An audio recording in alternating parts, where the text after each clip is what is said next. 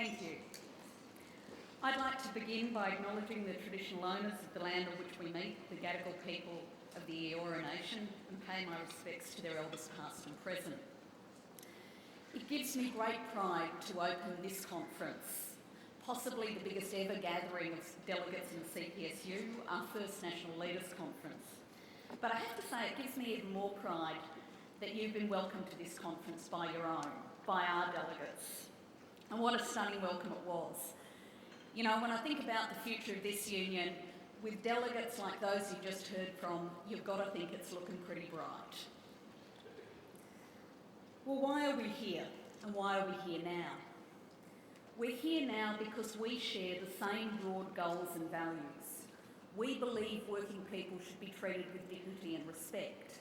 We believe every worker should receive fair pay and conditions. We believe in secure jobs, jobs that can pay the rent or make sure that you can actually get a home loan. We believe our workplaces should be as diverse as our communities and free of discrimination. We fundamentally believe that unions exist to help working people get a better life, a decent life for themselves and their families, and in the process of doing that, build a fairer Australia. We want an Australia where the economy works to serve the community, not the other way around. We want a community that's a great place to live. Simple stuff, like when your kids get sick, you can take them to hospital, where every child gets a decent education, where when something goes wrong in life, you lose your job, you have an accident, you get a disability, government is there to actually help you. And we know our values are Australian values. For our union, they're also pretty special because our members work for those values every day. Our members are proud of their work in the public sector, in telecommunications, in broadcasting, science, and so many areas that is about serving that community and serving those values. But we also know it's not enough. It's not enough to believe in those things, we have to work for them. It's not enough to have a positive agenda, you have to have the capacity to deliver that agenda. And that's why we're here for these 3 days. Without that capacity, without the sort of union that can take on those fights, it's just a wish list, and we're up for more than that. So, as we stand here, we're proud of our union and we're proud of the work we've done together. We're incredibly proud of the work that you've done as our delegates and leaders leading our union in your workplaces. We've done a lot well. We've delivered better pay and conditions to hundreds of thousands of workers through our Better Way to Bargain and other campaigns. We've stood up for safety. We've stood up for diversity. We've stood up for the rights that our members believe in.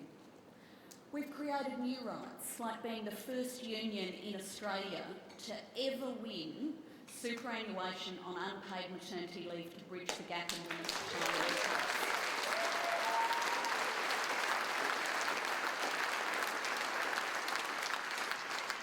And let me tell you, when Gail Kelly from Westpac stands up and says Westpac did it first, no they didn't, it was the Australian Bureau of Statistics.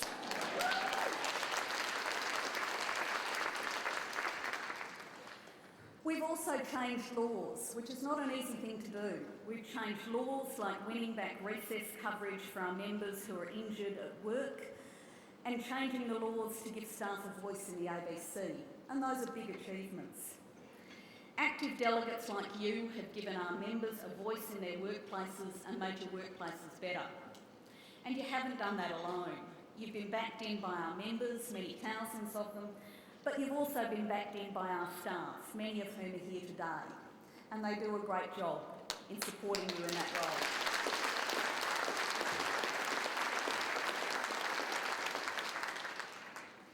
You can also be proud of what we've achieved as part of the Labour movement. Until we campaigned for change, working people could be forced onto Australian workplace agreements that stripped back so many rights and conditions. Well, now they can't and they're not coming back.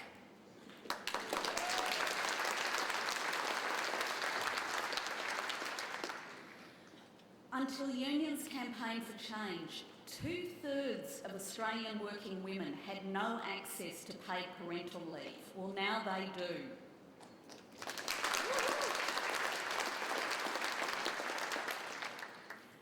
And one of what I think will be seen as one of the most significant Labor reforms, but not talked about as much, is until we campaign for change, 8 million Australians only had 90% superannuation, which is not enough for a decent retirement. Well, over the next few years, that will rise to 12%, helping millions of workers, including many of our members, and that is a huge achievement.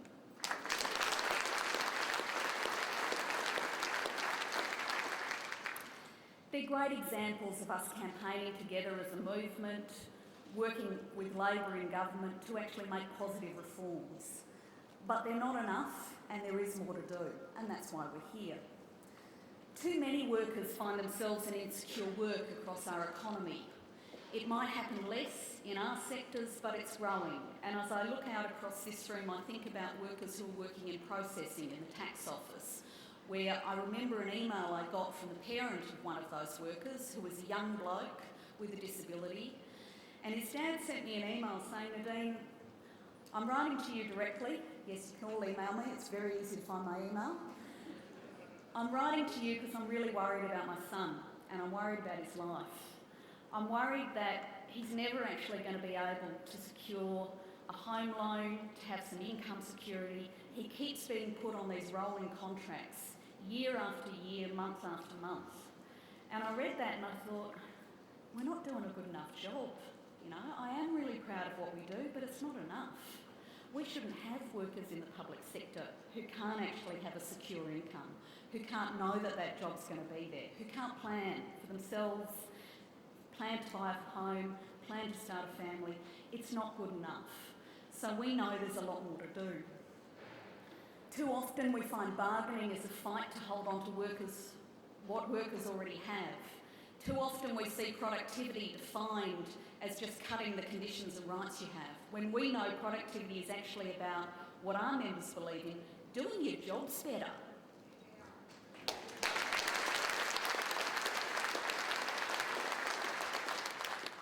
And for our union, too often we face cuts to public services and cuts to jobs, and we've got a big fight ahead.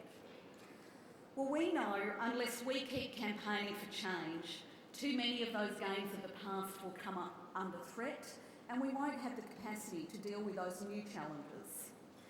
Because not everyone shares our values. Right now, there's a vigorous contest of ideas going on about what our society looks like, how our economy should work, the very nature of our community. The other side of politics is not vanquished. They haven't sat around licking their wounds, they're taking the fight right up to us. After the success of the Rights at Work campaign, the work that we're all so proud of, who would have thought that a few short years later we'd be back protecting basic workplace rights? Well, here we are. Business is waging a campaign to wind back our workplace rights and conditions, as though industrial relations reform is the solution to every challenge facing our economy. I had the bizarre experience of being at the Prime Minister's Economic Forum in Brisbane a couple of months ago, and you heard one after the other business people pop up and talk about, well, if only we had industrial relations reform, if only there was more productivity and flexibility in the economy. You know, it was a bit like hearing Tony Abbott on climate change. Every single bad thing that happens, it's either about the carbon tax or it's about our industrial relations laws, possibly both. But it's a serious fight, and we've seen John Howard out this week urging the Coalition to strip back unfair dismissal protections and return to AWAs. We've got loud voices, like mining billionaires. They're new players on the scene. Gina Rinehart, Clive Palmer, they're buying their way into the public debate, pressuring governments to act in their interests, not in the community's interests. And at the same time, we're facing an ideological attack on public services across Australia and around the globe. It's been extraordinary in the last few months to see just what's happening under state Conservative governments. They're sitting up now above 40,000 jobs to be cut. It's the biggest single change we have seen in decades. And while you might say Campbell Newman's the best thing going for us at the moment, it's a big fight to take on. The more we see of Tony Abbott's agenda, massive job cuts, $50 billion, cuts to government spending, winding back industrial relations reforms, attacks on unions, the more frightening and radical it seems. And we know our members are in the firing line. But the challenges we face are not just about politics, and it's certainly not the only reason we're here. Our community is changing, the demographics of our population are changing, government faces an ageing population, increased demand for healthcare, increased demand for pensions and a declining tax base to actually fund those critical services. And our economy's changing. You've seen a lot in the public debate over recent months about the future of manufacturing and other industries, the growth of the service sector, and now, of course, changes in the public sector. We're seeing an extraordinary rate of change in technology and communications. It's phenomenal. I mean, hands up if you've got a smartphone on your desk or in your bag somewhere around this room. Yeah. You know, a few years ago we hadn't even heard of things like Facebook and Twitter. Well, now they're driving public debate. The world is changing fast. Our workplaces are changing too, and you'll hear more about that over the course of this conference. People are moving through jobs and careers in new ways, they're not staying as long, and more people are coming into our workplaces who actually haven't had an experience of unions. They may actually have gone through 10 years of working life in the private sector, in small business, in parts of the community sector, not-for-profits and so on, where they've actually never had the experience you have of being union and seeing how that makes a difference. Well, those people aren't going to come looking for us. We need to go looking for them. And what this conference shows you is we're ready. We're ready for those challenges and we're up for them. We've taken a pretty brave, a bold initiative to actually look at what we do as a union, to have a really honest conversation, not just about what we're proud of and our successes, but about what we're not winning and about what it's going to take to do that. So, in the process that we've gone through, we've developed a new plan for our union. It's called Shaping Our Future. Why? Because that is the challenge we face. The decisions that we make now, the decisions that this group of delegates and leaders, that this generation of unionists make, actually matter. They really do. They will help shape the future of our members' jobs, the future of our industries, the future of our communities, and the sort of Australia we live in. This is your plan. It's been shaped by your work, by the lessons we've learnt, and by what hundreds of you have told us. One of the most delightful things I've got to do in recent months, often as I sit on planes, is actually read through all that delegate feedback that's come out of the meetings you've run, the workplace discussions. It's been absolutely brilliant to see what you're telling us about what you want to do and where you want to take this union. But it's not a fixed plan, it's a plan that will evolve. The first part of that will happen over these 3 days as we talk to each other, talk through what we need to do and reflect on our experiences. And in true CPSU tradition, it won't end there. As the world changes, as our environment changes, those plans will evolve in the coming months and years. But this is the time to have that conversation. There's 4 critical elements at the heart of shaping our future that we've talked about the sort of union we need to be. We need to be a union that most employees want to join. We need to be a union that delivers positive change in our workplaces every day. We need to be a union that delivers in bargaining, and we need to be a union that can take on the big issues in public and political debates. Delegates are at the heart of this plan, and as you've heard this morning and as you've seen, in everything we do, we want to be a union led from the workplace. So what does that plan look like, and where are we going with it? Firstly, being a union that most employees want to join. We know that everyone in our workplaces will do better if most people are in the union. Simply put, a union with more members has more reach, more capacity, more power to get things done. Well, there's a lot of good news. Thousands of people are joining this union, and I've said this many times, but hell, I've got to say it again. Last year we recorded our highest membership growth in over 10 years.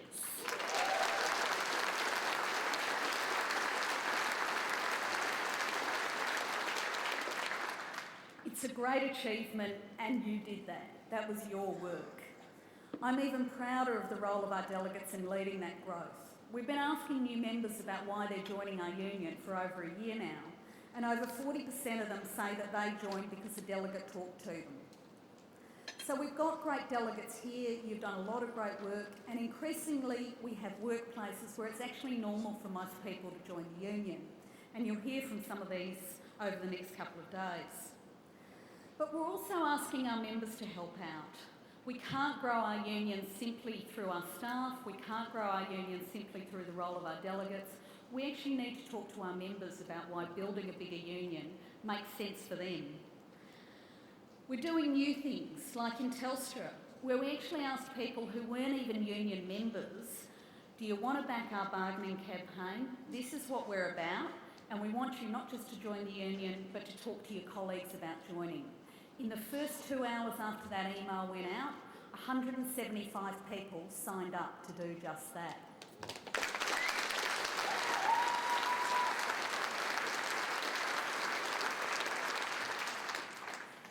So we've got people joining our union for many different reasons, and that's great. But we've got a big challenge. We're not going to grow this year unless we recruit a whole lot of members between now and Christmas, because we're getting hit hard with job losses. We're getting hit hard in the public sector, and less new workers are coming into our sectors. And that means growing a bigger union is going to take doing more than what we have been. So what are the other elements of that union? Well, secondly, we actually need to be a union that is visible and active and there every day in our workplaces, making positive change. Most of what we do as a union is what you might call bread and butter issues. The daily work you do, engaging with your bosses, talking to our members, dealing with small problems that come up, representing people who might get into trouble. You know, sometimes it doesn't seem like the most significant thing we do, but it actually is. It's incredibly important because it shows people that having a union makes a difference and why joining our union is actually a smart decision. We've got a lot of great examples of that, and you'll hear from those over the course of this conference. We've got delegates showing every day what a union is, building union communities in your workplaces that actually give employees a real voice. You understand what that takes. It means that you actually need to be representative. You need to reflect what most workers think of their job and their employer. And I want to tell you one little story, which is Marion Payne, who you just heard welcoming us, who we made her talk at our Governing Council in March with a couple of minutes' notice. You know, that's what they're there for. She went to her boss in DAF, Aquis, which is somewhere where we've had a pretty tough relationship with the employer, to actually talk about how the department would benefit from delegates being better trained, having a better understanding of their agreement, actually being able to play their role in the workplace. They're a little bit dubious, but she convinced them. Well, her first session with delegates was so successful that she found her boss coming back to her, insisting she had to fly around the country and talk to all delegates nationally. Now that's what we're talking about.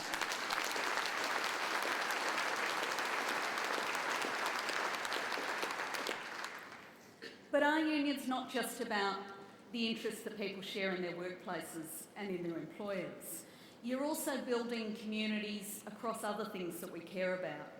And you've heard from Joe Kerr this morning, who's leading that work in NATSIC, our National Aboriginal and Torres Strait Islander Cabinet. And they're doing really exciting things, and I reckon they're going to come out of this conference with a much bigger plan. We've got grads here today, young workers who joined the public service, many of them in Canberra, and they're organising along the theme of how being active in the CPSU can actually help your career. It's about information and networking and relationships and navigating the public service. And that's a great new development, and it's really exciting for me to get bailed up by 22 and 23-year-olds telling me how I should run the union. Keep doing it.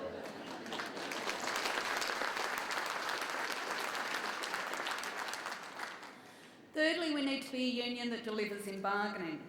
Our members, and many who aren't members, tell us we do a good job. We've got a great reputation in bargaining, and we have had for a long time.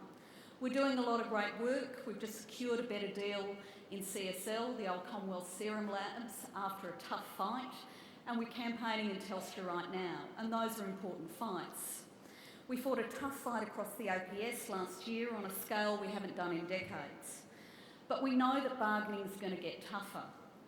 We face in the public sector, whether it's the territories or the OPS, we face real pressure on public sector budgets, and for our members in the private sector and those areas of GBEs, we know that we face a coalition government potentially rolling back industrial relations laws. So we know that we're going to have to be bigger and bolder to take on those fights. Finally, we've got to take on the public debates. We have become a loud and credible voice, we've worked hard and we've punched through. It's pretty cool as I stand here to actually know that this morning, and it's certainly not just my work, there's a whole lot of your work that's contributed to this. For the first time, the Daily Telegraph's actually running an op-ed from us about public service cuts.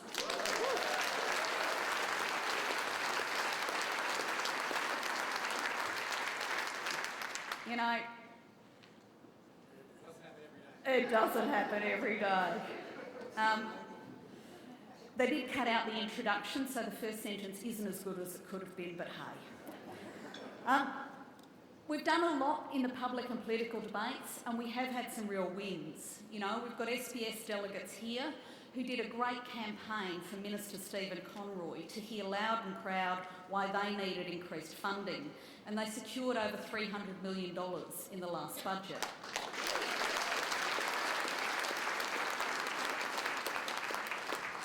We've got delegates here from our cultural agencies. Where are you sitting? I've got no idea who's where. Oh, okay. It's a very big room. Awesome. The work that they did advocating about our national institutions not only delivered $40 million in extra funding, but at a time when government was making decisions we profoundly disagree with, like the additional efficiency dividend, their work meant that all of those agencies got exempted from those extra cuts because of the concern and work that our members had done, particularly in Canberra, and I think that's a great achievement.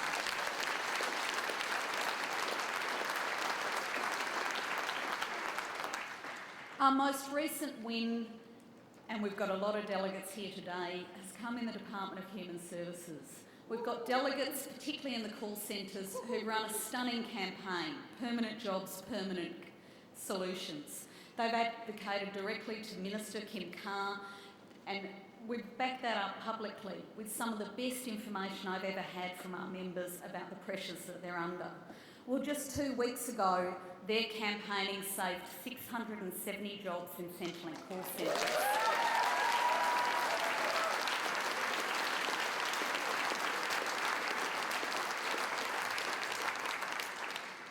That's not over. We still don't have the permanent solutions, but I think it's a pretty good step along that road. So we've delivered a strong and credible voice for our union, but we're not yet winning the big fights, and we need to be honest about that. We saw the federal government this year take the easy way out, cutting public sector jobs and budgets this year. 4,200 jobs went. It's the biggest hit we've taken since the Howard government in the late 90s, and that says we need to do more and we need to do better. Many of the delegates here are dealing with the fallout of that, and you'll hear me talk again on these issues tonight because we'll have the Prime Minister and various ministers there, and they need to hear directly from us about the impact of those decisions. So we've got more to do. We've got a critical job to campaign to keep jobs and services in the lead up to next year's budget. We've just run a great fight in the NT election campaign, and we've got another fight to come in the ACT election later this year. And now, of course, we face the Coalition's agenda of a $50 billion worth cut to jobs and services. Well, we're ready for that fight, and tomorrow we'll launch our new campaign. It's got a simple name, Cuts Hurt, because we know they do, and increasingly the community does as well.